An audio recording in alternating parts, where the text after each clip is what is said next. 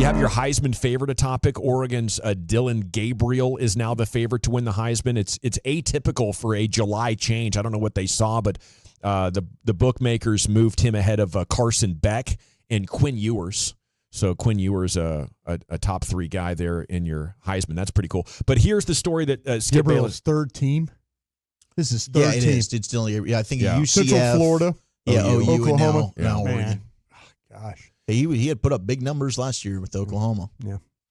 Our old buddy or nemesis, I guess, is he now media Mr. Irrelevant? I don't know. But Skip Bayless went viral this morning saying the Cowboys should tank the season, sabotage the offense around Dak, and then take Shedeur Sanders with their high draft pick. Now, that's a lot to say could happen. The Cowboys would never, tank a season, sabotage their quarterback. They're trying to be relevant and make the playoffs. They want to put on a good TV show. But if you could just snap your fingers, I Dream of Jeannie style, or blink your eyes and make that the reality going into training camp next year, Dak is gone and Shedeur Sanders is your quarterback, what would that do to your very passionate and a Cowboys heart, Wolchuk? There's something about the unknown future and optimism that is gained by a new franchise quarterback. And I remember going through that with Dak when Dak took over for Romo. And there were some people to this day that hate Dak Prescott because they took Tony Romo's job. For me, I think that I am at the same place as I was then, where Tony in 2014, we thought that was the year. Unfortunately, the Dez catch happened, or not catch as they ruled it. But Tony had the same type of failures in the big games. They went 3 straight years. You have a chance to win the division. Last game of the season, they lost, right? And they were pretty brutal defeats. Romo was throwing game-ending interceptions.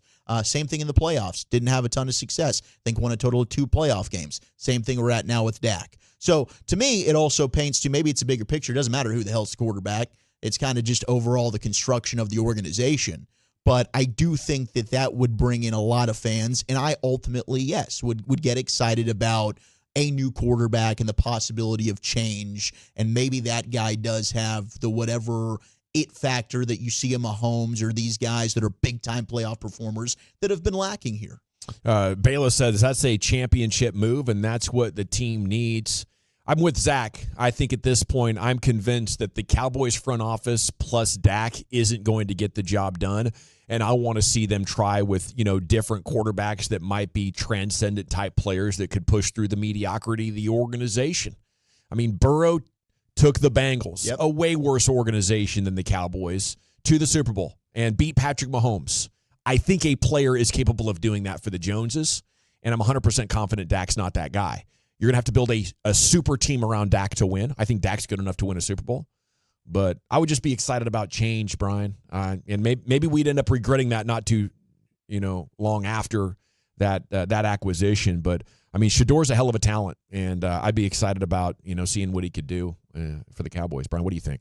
Yeah, I'm always interested about the quarterback evaluation, and I wonder when we get to that point in time if Shedeur Sanders is going to be the number 1 quarterback on People's Sports.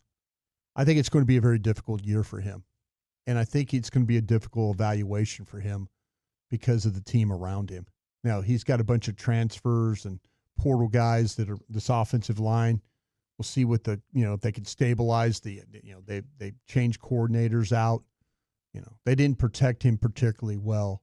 And so I just wonder if he's going to have another year where people are going to have to be making excuses. And I don't mean excuses in a bad way, because I think the kid can play. I mean, he can obviously throw the ball. He's super tough. But I just wonder if his team is not going to help him get the best evaluation of him. It's rare that you get a quarterback taken high that had a bad offensive line. It's just hard to look good. I think that Dillon Gabriel is better than Bo Nix.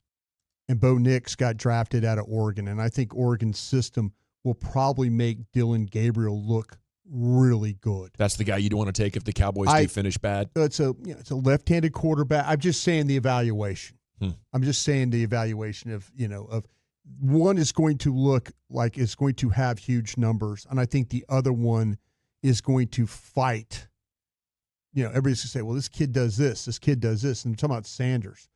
But you have to really dig in on these quarterbacks. You do. And I just see Dylan Gabriel having more success at Oregon than I do Shedeur Sanders having success at Colorado. Yeah, I think that Oregon's a team that legitimately year one could win that Big Ten. I mean, they just got Evan Stewart, who was a big-time transfer played in high school in Frisco, one of the top high school players in the country, transferred from A&M. Dylan Gabriel's surrounded with more talent than Shedeur is as well. Yeah. Which is you always look problem. for the sure thing. Yeah. You're always going to look, and I think the evaluation of Shedeur is going to be tough because it might very well be another 4-7 football team that he's especially playing if on. the offensive line's not any better. Yeah. He's running for his life after every play. But it is going to be interesting, the night, what is Prime and how he handles the draft process as well, because I saw a list of teams Shedeur would like to play for. Now, I don't know that it's accurate or not. It was Falcons 1, it was Cowboys 2. So Falcons just drafted a quarterback in the top 10. I don't think they're going down that well again.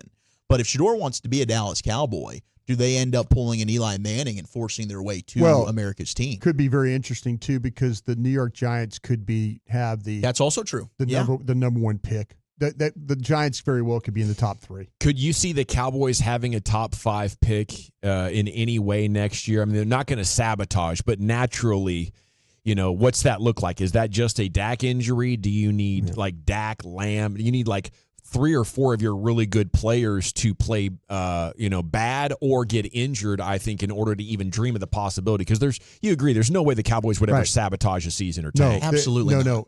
What would have to happen is something happens to Dak.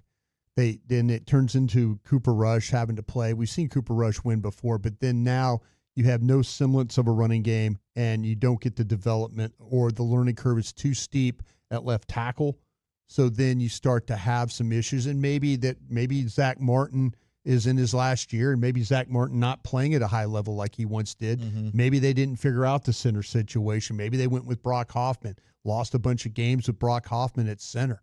So, yeah, I think that the lack of depth and some key positions, if they don't figure out anything behind Lamb, is another thing too at wide receiver.